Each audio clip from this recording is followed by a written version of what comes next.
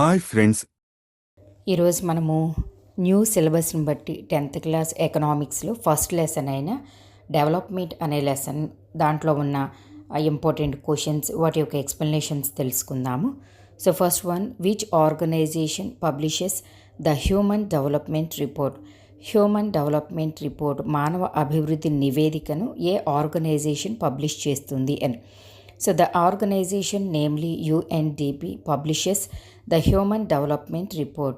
So మానవ అభివృద్ధి నివేదికని ఎవరు పబ్లిష్ చేస్తారంట? యుఎన్డిపి అంటే యునైటెడ్ నేషన్స్ డెవలప్మెంట్ ప్రోగ్రామ్ అనే ఆర్గనైజేషన్ పబ్లిష్ చేస్తుంది అని. And next, what is PDS? PDS means public distribution system, ప్రజా పంపిణీ వ్యవస్థ అంటాం కదా మనం. సో అయితే ఈ ప్రజా పంపిణీ వ్యవస్థ అంటే ఏమిటి? It is a system through which the government distribute ration to the poorer at the reasonable rate through the ration shops. అంటే గవర్నమెంట్ ఏం చేస్తుంది, పేదవాళ్ళు ఎవరైతే ఉన్నారో ఆ పేదవాళ్ళందరికీ కూడా రేషన్ షాప్స్ ద్వారా వాళ్ళకు కావాల్సిన సరుకుల్ని అంటే బియ్యం కానీ పంచదార కందిపప్పు ఇలాంటివన్నీ కూడా డిస్ట్రిబ్యూట్ చేస్తుంది కదా. ఎలా డిస్ట్రిబ్యూట్ చేస్తుంది? వాళ్ళకి రీజనబుల్ రేట్స్లో డిస్ట్రిబ్యూట్ చేస్తుంది అని. ఎందుకంటే బయట షాప్స్లో ఎక్కువ రేట్లు ఉంటాయి, వాళ్ళు కొనుక్కోలేరు పేదవాళ్ళు అని చెప్పేసి తక్కువ రేట్కి రీజనబుల్ రేట్స్కి రేషన్ షాప్స్ ద్వారా వాళ్ళకి డిస్ట్రిబ్యూట్ చేస్తుంది అనమాట. దానిని మనము ప్రజా పంపిణీ వ్యవస్థ అంటాం, పబ్లిక్ డిస్ట్రిబ్యూషన్ సిస్టమ్ అంటాం. Next, the average person in Punjab has more income than the average person in Kerala but lags behind in other crucial areas. అయితే ఇక్కడ పంజాబ్లో ఏంటంటే ద యావరేజ్ పర్సన్, ఒక యావరేజ్ పర్సన్ పంజాబ్లో హ్యాస్ మోర్ ఇన్కమ్, అతనికి ఎక్కువ income ఉందంట, ఎక్కువ ఆదాయం ఉంది. ఎవరితో పోల్చుకుంటే than the average person in Kerala, కేరళలో ఉన్న యావరేజ్ పర్సన్తో పోల్చుకుంటే పంజాబ్లో ఉన్న యావరేజ్ పర్సన్ యొక్క ఇన్కమ్ చాలా ఉంటుంది అని. But lags behind in other crucial areas. అయితే మరి కొన్ని విషయాల్లో మాత్రానికి వెనకడుగు అంటే వెనకంజలో ఉంటారంట. ఏంటి అనేసి అడుగుతున్నారు. The reason is that money cannot by all the goods and services. ఎందుకంటే అతనికి ఎక్కువ ఇన్కమ్ ఉన్నా కూడా ఆదాయం అన్నది అన్ని రకాలైన గూడ్స్ని సర్వీసెస్ని కూడా కొనలేమన్నమాట మనీతోటి. That we need to live healthy and happy life. మనము హెల్దీగా హ్యాపీగా బ్రతకాలి అంటే కనుక ఆదాయం ఒకటే సరిపోదు అని దీని అర్థం. Therefore income by itself is not the only adequate indicator of the material goods and services that citizens are able to use. అయితే ప్రతి మనిషికి కూడా అవసరాలు ఉంటాయి, వాటి కోసం ఆదాయం కావాలి కాదు అన్న, కానీ అన్ని అవసరాలు తీర్చుకోవాలంటే ఆదాయమే మెయిన్ కాదనమాట. అంటే ఆదాయము దానంతటా అదే ఒక ఇండికేటర్లా ఏం పనిచేయదు, ప్రతిదాని మీద దాని యొక్క ఇది పనిచేయదనమాట. అంటే మనము మనీతో కొనలేనివి కూడా చాలా ఉన్నాయి మనం హ్యాపీగా జీవించడానికి అని. Next, which factors are important goals in our life? మన జీవితంలో ఇంపార్టెంట్ గోల్స్ ఏంటి అంటే ప్రతి ఒక్కళ్ళకి కూడా కొన్ని అభివృద్ధి చెందాలి అని గోల్స్ పెట్టుకుంటూ ఉంటాం కదా. సరే, ప్రతి ఒక్కళ్ళకి కూడా మినిమం మనం కోరుకునే ఆ గోల్స్ ఏంటి, వేటికి మనం ఎక్కువ ఇంపార్టెన్స్ ఇస్తూ ఉంటాము అని. Regular work. సో మెయిన్గా మనం ఏంటి, ప్రతిరోజు కూడా ఏదో ఒక పని మనకు దొరికితే బాగుండు అనుకుంటాం కదా. సో అందుకని రెగ్యులర్ వర్క్. అలాగే బెటర్ వేజెస్, అలాగే పని చేస్తూ ఉన్నప్పుడు వాటికి సంబంధించి మంచి వేతనం వస్తే బాగుంటుంది అనుకుంటాం. And fair price for the crop or other production. అయితే పంట పండించిన తర్వాత దాని యొక్క ఉత్పత్తి వచ్చిన తర్వాత దానికి గిరాకీ అన్నది మంచిగా ఉంటే బాగుంటుంది. సో మెయిన్గా మనం పెట్టుకునే ఇంపార్టెంట్ గోల్స్ ఇవన్నమాట. Next, which countries are called low income countries or developing countries according to the World Bank criterion? So World Bank యొక్క ఉద్దేశం ప్రకారం ఎప్పుడు కూడా అది రిపోర్ట్ అన్నది పబ్లిష్ చేస్తూ ఉంటుంది కదా. సో అయితే ఇక్కడ ఏమంటున్నారు, which countries are called low income countries అంటే తక్కువ ఆదాయం కల దేశాలు, ఆర్ డెవలపింగ్ కంట్రీస్ అంటే అభివృద్ధి చెందుతూ ఉన్న దేశాలు అన్నవి వరల్డ్ బ్యాంక్ యొక్క ఉద్దేశం ప్రకారం వేటిగా మనం చెబుతూ ఉంటాము అని. So countries with per capital income of US$ 2,500 or less are called low income countries in 2019. So ఈ వరల్డ్ బ్యాంక్ ప్రకటించిన ఆ నివేదికను బట్టి ఏ ఏ సంవత్సరంలో ప్రకటించింది అంటే 2019లో ప్రకటించిన దాన్ని బట్టి యుఎస్ డాలర్స్, ఎందుకు యుఎస్ డాలర్స్ని క్రైటీరియాగా తీసుకున్నారు అంటే ప్రపంచంలో అగ్రగామి దేశంగా, బాగా డెవలప్డ్ లేదు బాగా అభివృద్ధి చెందిన దేశంగా మనం అమెరికాని చెబుతూ ఉంటాం కాబట్టి అక్కడ మనము డాలర్స్ ఇదిలో చూస్తూ ఉంటాం. అదే ఇండియాలో అయితే కనుక మనము రూపీస్ అంటాము.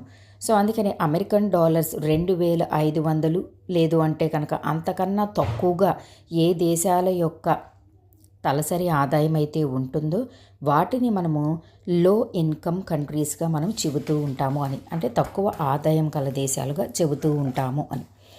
Next, what are high income countries according to world development report 2019. 2019 world development రిపోర్ట్ను బట్టి మరి హై ఇన్కమ్ అంటే అత్యధికంగా లేదు అధిక ఆదాయం కల దేశాలుగా వేటిని మనం చెబుతూ ఉంటాము అని. Countries with per capital income of $49,300 per annum and above in 2019. అంటే 2019 లెక్కలను బట్టి అంట అమెరికాకు సంబంధించి అమెరికన్ డాలర్స్కి సంబంధించి 49,300 లేదు అంటే అంతకన్నా ఎక్కువ ఆదాయం కల దేశాలని మనము హై ఇన్కమ్ కంట్రీస్గా, అధిక ఆదాయం కల దేశాలుగా మనము లిస్ట్ అవుట్ చేస్తాము అని. వీటిని మనము are called high income or rich countries, అధిక ఆదాయం కల దేశాలు లేదు అంటే కనుక బాగా ధనిక దేశాలు అన్నట్లుగా మనము చెబుతూ ఉంటాము అని. Next, among Haryana and Kerala which state has higher per capital income. So per capital income అంటే మనకి తలసరి ఆదాయము అంటూ ఉంటాం. అయితే ఇక్కడ హర్యానా, కేరళ ఈ రెండు స్టేట్స్ని కూడా ప్రామాణికంగా తీసుకొని మనల్ని క్వశ్చన్ అడుగుతూ ఉన్నారు. ఈ హర్యానా, కేరళ ఈ రెండు స్టేట్స్లో కూడా which state has higher per capital income, ఈ రెండు స్టేట్స్లో కూడా తలసరి ఆదాయం అన్నది ఏ రాష్ట్రానికి ఎక్కువగా ఉంది అని. Haryana has highest per capital income of 2,36,147, whereas in Kerala it is 2,04,105. అంటే హర్యానాలో అంట తలసరి ఆదాయం అనేది చాలా ఎక్కువగా ఉందంట. ఎంత ఉంది? 2,36,147 రూపాయలుగా ఉండగా మరి కేరళలో ఎంత ఉందంట? 2,04,105 రూపాయలుగా ఉంది. సో అంటే ఈ రెండు స్టేట్స్ని కూడా కంపేర్ చేస్తే which states get highest per capital income అంటే హర్యానా అన్నట్టుగా మనం చెబుతూ ఉంటాము. నెక్స్ట్, వాట్ ఈజ్ డెవలప్మెంట్, మరి అసలు అభివృద్ధి అంటే ఏంటి? Development refers to the process as a result of which along with increase in the real per capital income that is a reduction in inequality, poverty, illiteracy and diseases. అంటే అభివృద్ధి అంటే ఏంటి అని కదా క్వశ్చన్ మనకి. ఈ అభివృద్ధి అన్నది ఆదాయంలో అభివృద్ధి చెందితేనే మనం అభివృద్ధిగా చెప్పం. ఎందుకంటే సమాజంలో కూడా మనకి చాలా ఉంటూ ఉంటాయి. ఏంటంటే అది ఇన్ఈక్వాలిటీ అన్నవి కూడా ఉంటాయి. పావర్టీ, పేదరికం ఉంటుంది. అలాగే ఇల్లిటరసీ ఉంటుంది, నిరక్షరాస్యత ఉంటుంది, డిసీజెస్, హెల్త్ ఇష్యూస్ ఉంటాయి. వీటన్నిటిని కూడా ఎప్పుడైతే బీటౌట్ చేస్తామో, ఆ ప్రాబ్లమ్స్ నుంచి ఎప్పుడైతే మనం బయటపడతామో అన్నిటినీ కూడా క్రైటీరియాగా తీసుకొని డెవలప్ అయ్యాము అన్నట్టుగా చెబుతూ ఉంటారు అని. In other words, there is improvement in the economic welfare of the people and their standard of living rises. So ఇక్కడ ఇంకో మాటలో మనం ఏం చెప్తూ ఉంటామంట, మరి అభివృద్ధి అంటే సో ఎకనామికల్గా, ఆర్థికంగా వాళ్ళు అభివృద్ధి చెందటం మాత్రమే కాదు, ఇంకా మనము వాళ్ళ యొక్క లైఫ్లో కూడా, వాళ్ళ యొక్క జీవన విధానంలో కూడా వాళ్ళు స్టాండర్డ్గా లైఫ్లో ఇంప్రూవ్ అయితే దాన్ని కూడా మనం డెవలప్మెంట్గా చెబుతూ ఉంటాము అని. Next, what is national income, మరి జాతీయ ఆదాయం అంటే ఏంటి? National income is defined as the total value of all the goods and services produced with in a country plus the income coming from abroad. So జాతీయ ఆదాయము అంటే ఏంటంట మనకి ఇక్కడ, సో ఒక సంవత్సర కాలంలో దేశంలో తయారైన అన్ని రకాలైన ఉత్పత్తులు ఏవైతే ఉన్నాయో, వస్తు సేవలు ఏవైతే ఉన్నాయో వీటన్నిటినీ కూడా మనము జాతీయ ఆదాయంగా చెబుతూ ఉంటాం. వీటితో పాటుగా విదేశాల నుంచి మరి మన దేశం లోపలికి ఆదాయం వస్తూ ఉంటుంది కదా, సో దాన్ని కూడా మనము జాతీయ ఆదాయంగా చెబుతూ ఉంటాము అని. Next, what is per capital income అంటే తలసరి ఆదాయము అంటే ఏమిటి? In other words, define the term average income. So తలసరి ఆదాయము అన్న సగటు ఆదాయం అన్నా కూడా ఒకటేనమాట. సో అయితే ఇప్పుడు దీని గురించి మనల్ని క్వశ్చన్ చేస్తూ ఉన్నారు. When the total national income is divided by the total population, it is called the per capital income. అంటే ఒక సంవత్సర కాలంలో ఒక దేశం లోపల ఎంతమంది ప్రజలైతే ఉన్నారో వాళ్ళ యొక్క మొత్తం ఆదాయాన్ని ఆ దేశ ప్రజల చేత మనము భాగించగా వచ్చేదే యావరేజ్ ఇన్కమ్, లేదు అంటే కనుక పర్ క్యాపిటల్ ఇన్కమ్ అనమాట. So per capital income equal to national income population. So next, define IMR. IMR అంటే ఇన్ఫాంట్ మార్టాలిటీ రేట్. దాన్నే మనం షార్ట్కట్లో ఐఎంఆర్ అని పిలుస్తూ ఉన్నాం. సో ఐఎంఆర్ అంటే ఏంటి? So indicates the number of children that die before the age of 1 year as a proportion of 1000 live children born in that particular year. So IMR infant mortality rate అంటే శిశు మరణ rate అనమాట. So శిశు మరణ రేటుని మనం ఎలా లెక్కగడుతూ ఉంటాము అంటే పుట్టిన ప్రతి 1000 మంది పిల్లలు అంటే సజీవంగా పుట్టిన ప్రతి 1000 మంది పిల్లల్లో 1 సంవత్సరం లోపల ఎంతమంది అయితే కనుక చనిపోతారో వాళ్ళని మనము శిశు మరణ రేటుగా చెబుతూ ఉంటాము అని. Next, define NAR. Net attendance ratio. నికర హాజరు శాతం అంటే ఏమిటి అని. Net attendance ratio is the total number of children of age group 14 and 15 years attending school as a percentage of the total number of children in the same age group. అంటే నికర హాజరు శాతాన్ని ఎలా లెక్కగడుతూ ఉంటారంట, 14 లేదు అంటే కనుక మరియు 15 సంవత్సరాల లోపల పిల్లలు స్కూల్లో ఎన్ని సంవత్సరాలైతే కనుక వాళ్ళు స్కూల్ స్టేజ్ అంటే స్కూల్లో గడిపారో దానిని మనము నికర హాజరు శాతం అని చెప్పేసి చెబుతూ ఉంటాము అని. Next, define literacy rate. అంటే లిటరసీ రేట్ అంటే ఏంటి? Literacy rate measures the proportion of literate population in the 7 and above age group. 7 లేదా అంతకంటే ఎక్కువ వయసు గల అక్షరాస్యుల సంఖ్యను తెలియజేసేది లిటరసీ రేట్ అనమాట. And next, how do we obtain per capital income of a country. So మరి ఒక దేశం యొక్క తలసరి ఆదాయాన్ని మనం ఎలా లెక్కగడుతూ ఉంటాము అని. We can obtain per capita income of a country by dividing the national income by the total population of a country. So తలసరి ఆదాయాన్ని లెక్క కట్టాలి ఒక దేశానికి సంబంధించి అనుకుంటే ఆ దేశంలో ఉన్న మొత్తం ప్రజల యొక్క ఆదాయం ఎంతైతే ఉందో ఆ మొత్తం ఆదాయాన్ని ఆ దేశ ప్రజల చేత భాగించగా వచ్చేదే మనకి తలసరి ఆదాయము అని. నెక్స్ట్, కేరళ హ్యాస్ లో infant mortality rate, give reasons. అయితే కేరళలో శిశు మరణ రేటు చాలా తక్కువగా ఉంది, దానికి గల కారణం ఏంటి? కేరళ హ్యాస్ లో infant mortality rate as it has adequate provision of basic health and educational facilities. ఎందుకని కేరళలో శిశు మరణ రేటు తక్కువగా ఉంది అంటే అక్కడ ఆరోగ్యపరంగా అలాగే ఎడ్యుకేషన్ పరంగా కూడా మంచిగా ఫెసిలిటీస్ ఉన్నాయి. అంటే majority of the people literates అనమాట, బాగా చదువుకున్న వ్యక్తులు. అందుకే ఎక్కువ కాన్షియస్ తోటి ఉంటూ ఉంటారు, అలాగే ఎక్కువ అవేర్నెస్తో ఉంటూ ఉంటారు కాబట్టి జాగ్రత్తలు కూడా తీసుకుంటూ ఉంటారు కాబట్టి అక్కడ శిశు మరణ రేటు అన్నది చాలా తక్కువగా ఉంది అని. Next, which of the neighbouring country has a better performance in terms of human development than India.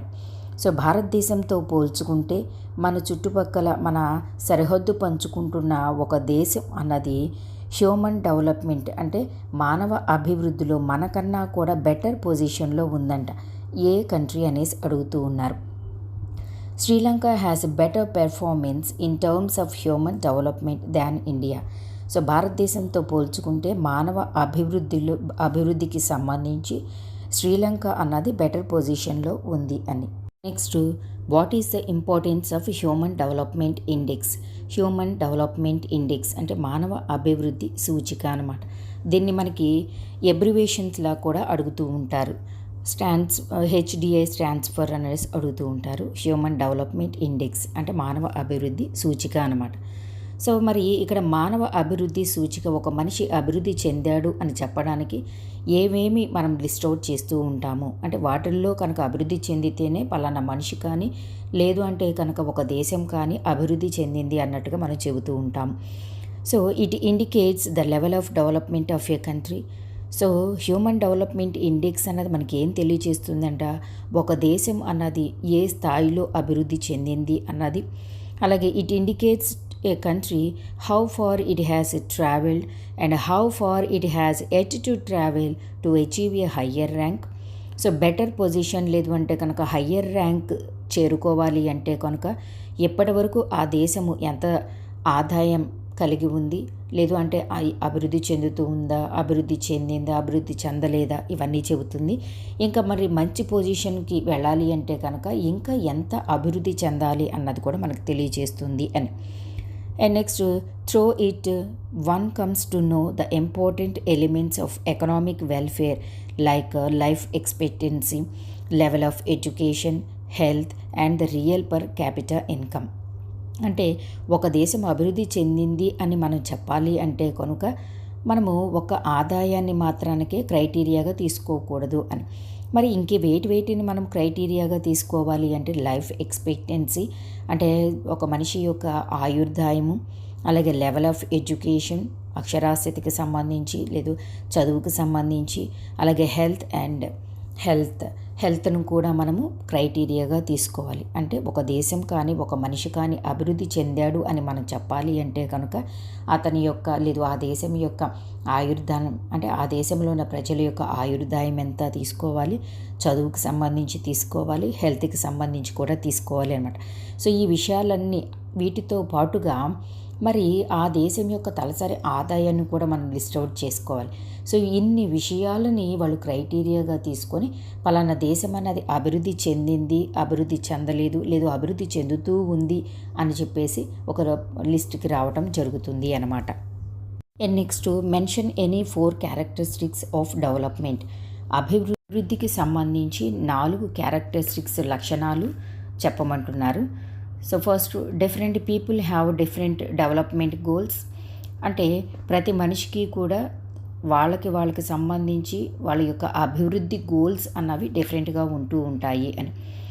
So ఒక మనిషికి అభివృద్ధి అన్నది మరొక మనిషి వేరొక రకంగా అభివృద్ధి చెందొచ్చు. అంటే ఒకే ఇదిలో వాళ్ళు అభివృద్ధి చెందాలి అని అనుకోరు అనమాట. వాళ్ళ యొక్క గోల్స్ అన్నవి డిఫరెంట్గా ఉంటూ ఉంటాయి అని. What may be development for one may not be development for the other. ఒకరి యొక్క అభివృద్ధి మరి ఒకరికి అభివృద్ధి కాకపోవచ్చును. It may be destructive for the other.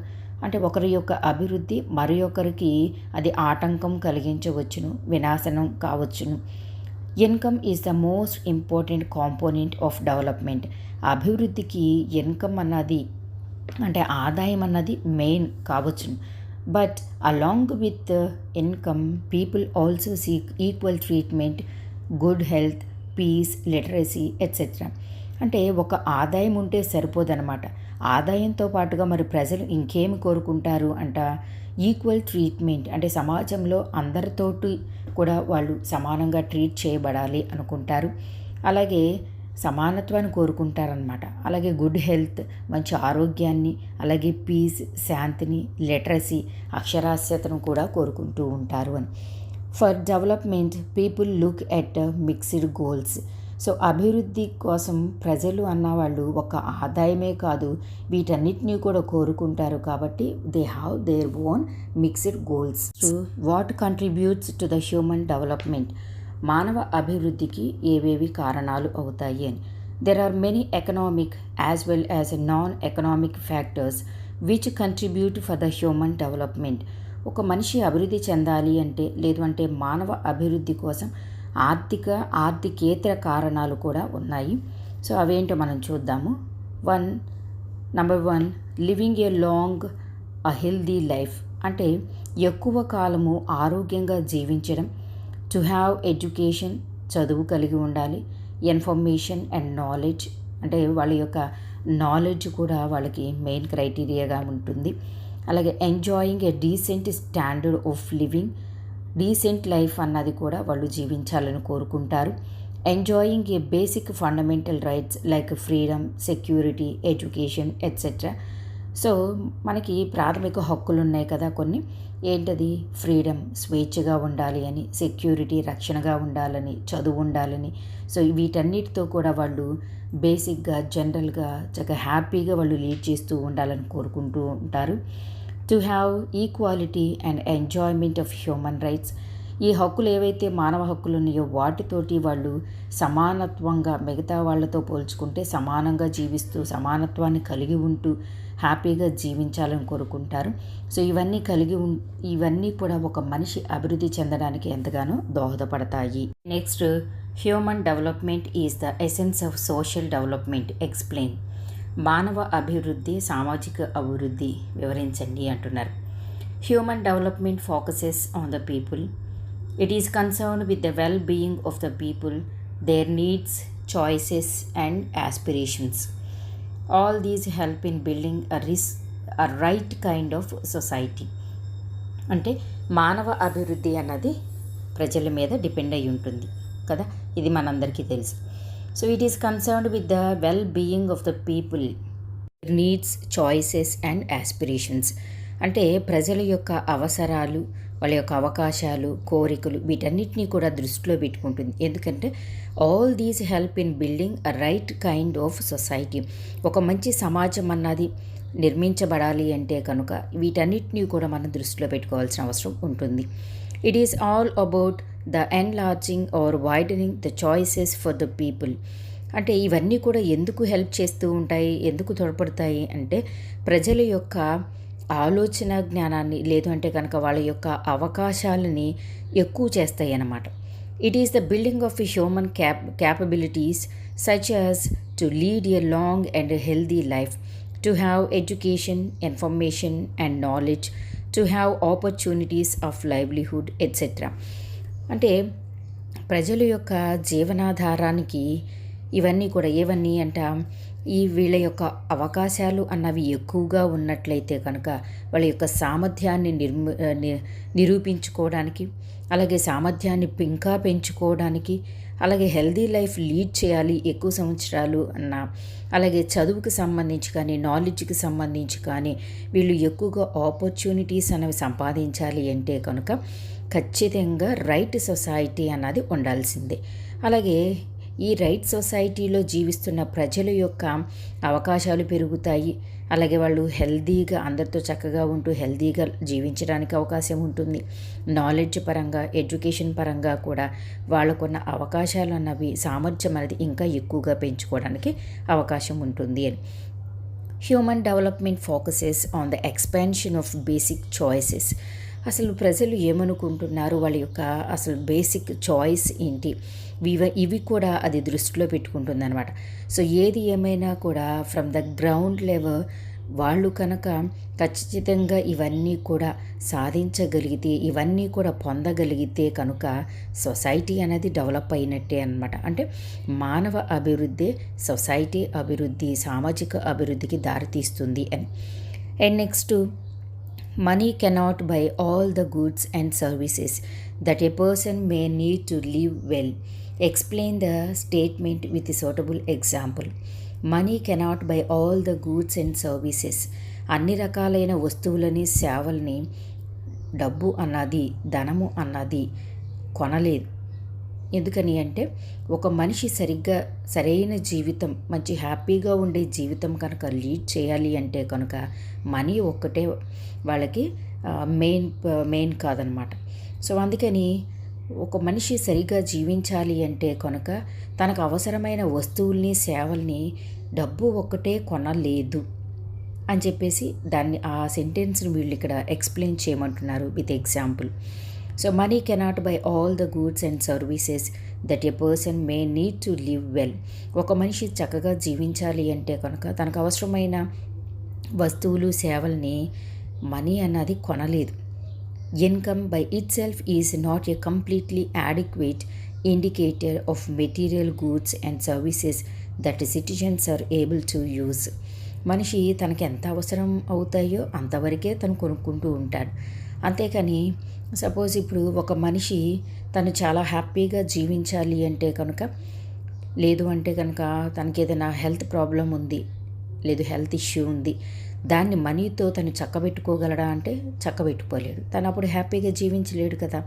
అది so money are higher per capital income cannot by A pollution free environment, unadulterated medicines, good health etcetera. So డబ్బు లేదు అంటే కనుక తలసరి ఆదాయం అన్నది ఒక ప్రాంతం లేదు, ఒక ప్రదేశం లేదు, ఒక దేశం కానీ పొల్యూషన్ ఫ్రీ ఎన్విరాన్మెంట్ అంటే కాలుష్య రహిత వాతావరణాన్ని కానీ చుట్టుపక్కల పరిసరాలని కానీ మనం కొనలేమన్నమాట. అలాగే అన్అడల్టరేటెడ్ మెడిసిన్స్, అలాగే మెడిసిన్స్ కూడా తయారు చేయాలి అంటే కనుక, లేదు మంచి మెడిసిన్ కావాలి అంటే కూడా మనీ అన్నది సహాయం చేయలేదు. అలాగే గుడ్ హెల్త్, మంచి హెల్త్ కావాలన్నా కూడా, లేదు ఒక మనిషి ఎక్కువ సంవత్సరాలు బ్రతకాలన్నా కూడా మనీ అన్నది ఏమీ ఉపయోగపడదన్నమాట. Money cannot protect the individual from infections, disease unless the community takes ఆ ప్రివెంటివ్ మెజర్స్. అలాగే money cannot protect the individuals from infections, ఏ ఒక్క మనిషిని కూడా ఇన్ఫెక్షన్స్ బారిన పడకుండా మనీ కాపాడలేదు. అలాగే డిసీజెస్ బారిన కానీ, unless the community takes preventive measures, వాళ్ళు ముందు జాగ్రత్తలు తీసుకోవడం వలన వాళ్ళు ఆ ప్రాబ్లమ్స్ నుంచి బయటపడగలరు, కానీ మనీ మాత్రం బయటపడేయలేదు, వాళ్ళని కాపాడలేదు అని. So money cannot buy peace and democracy. So even money అన్నది శాంతిని కానీ, అలాగే ప్రజాస్వామ్యాన్ని కానీ కొనలేదు. ఇవన్నీ కూడా మనుషులు వాళ్ళంతటా వాళ్ళు తీసుకునే స్టెప్స్ అన్నమాట. వీటిని మనం డబ్బులు పెట్టి కొనలేము. And next, state any 3 factors other than income that are important in life. ప్రతి ఒక్క మనిషి జీవితంలో డబ్బే కాకుండా ఇంకా ఏమేమి ఉపయోగపడతాయి, ఏమేమి కారణాలు అవుతాయి ఆ మనిషి కనుక తన యొక్క లైఫ్ని అభివృద్ధి పరుచుకోవాలి అంటే. సో ఆన్సర్ వచ్చి మనకి ఫస్ట్ వన్, ఇన్ఫెంట్ మార్టలిటీ రేట్, శిశు మరణ rate. It is an indicator of the availability of doctors and medical facilities in the region, as well as the awareness of the people living there in regard to diseases and their prevention. So శిశు మరణ rate అన్నది మనకి ఏం చెబుతుందంట, it is an indicator of the availability of doctors. So doctors ఎంతమంది అందుబాటులో ఉన్నారు, and medical facilities in the region, ఆ ఏరియాలో ఫెసిలిటీస్ అన్నవి ఎంతవరకు ఉన్నాయి, as well as the awareness of the people living there in regard to diseases and their prevention. వాళ్ళు జీవిస్తూ ఉన్నారు అంటే కనుక ఏమైనా డిసీజెస్ ఉన్నాయా, ఆ డిసీజెస్ని బారిన పడకుండా జాగ్రత్తలు తీసుకోవాలి అంటే ప్రజల్లో అవగాహన అన్నది ఉందా లేదా, ఇవన్నీ కూడా మనకి తెలుస్తాయి అన్నమాట. సో ఒకవేళ వాళ్ళు అవగాహన కలిగి ఉన్నట్లయితే శిశుమరణ రేటు తగ్గుతుంది. ఒకవేళ వాళ్ళకి కనుక అవగాహన లేకపోతే, మెడికల్ ఫెసిలిటీస్ అన్నవి లేకపోతే, డాక్టర్స్ యొక్క అందుబాటు అన్నది లేకపోతే కనుక శిశుమరణ రేటు మనకి ఎక్కువగా కనిపిస్తుంది అని. సో ఏ రాష్ట్రాన్ని తీసుకున్నా, ఏ దేశాన్ని తీసుకున్నా కూడా శిశుమరణ రేటును బట్టి అది ఎక్కువగా ఉందనుకోండి, అక్కడ ప్రజల్లో అవగాహన లేదు అని, లేదు డాక్టర్స్ మెడికల్ ఫెసిలిటీస్ అన్నవి అందుబాటులో లేవని మనకు అర్థమవుతుంది. ఒకవేళ శిశుమరణ రేటు కనుక తక్కువగా ఉన్నట్లయితే అక్కడ ప్రజలు అవేర్నెస్ని కలిగి ఉన్నారు, అలాగే ఎడ్యుకేటర్స్, అలాగే ఇంకా మెడికల్ ఫెసిలిటీస్, డాక్టర్స్ అన్న వాళ్ళు అందుబాటులో ఉన్నారు అని మనకు అర్థమవుతుంది అని. నెక్స్ట్, లిటరసీ రేట్, అక్షరాస్యత rate. This is an indicator of the number of schools and teachers available in a region, and also indicates whether the facilities are being used or not due to social pressure. So literacy rate, అక్షరాస్యత rate కూడా ఎక్కువగా ఉందా తక్కువగా ఉందా, దీనిని బట్టి మనకి అక్కడున్న ఫెసిలిటీస్ ఏంటి, అక్కడున్న పరిస్థితులు ఏంటి మనకి బాగా అర్థమవుతుంది అని. So this is an indicator of the number of schools. ఒకవేళ అక్షరాస్యత రేటు కనుక ఎక్కువగా ఉన్నట్లయితే కనుక అక్కడ స్కూల్స్ అన్నవి ఎక్కువగా ఉన్నాయి, టీచర్స్ అవైలబిలిటీ అన్నది ఉంది అని మనకు అర్థమవుతుంది. అలాగే ఇంకా and also indicates whether the facilities are being used. అక్కడున్న ఫెసిలిటీస్ అన్నవి వాళ్ళు ఉపయోగిస్తున్నారా, ఉపయోగించట్లేదా.